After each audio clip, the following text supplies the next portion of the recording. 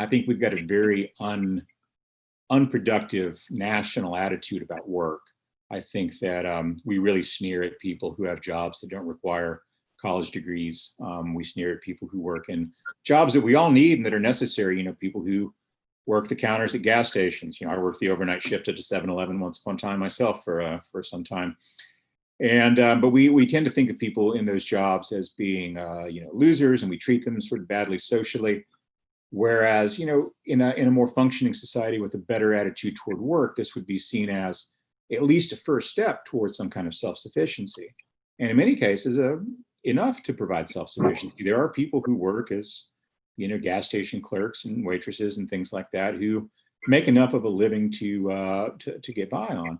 And we talk a lot, you know, in the last 4 years, especially about the situation of the white working class, as we have all been taught to call them. But the working class, I don't think actually is in terribly bad shape. The working class is working. And Yes. It's been a great time to be working in America. The problem is the unworking class. People who either can't or for some reason won't connect with gainful employment and get themselves on a path to self-sufficiency, at least, if not something better than self-sufficiency.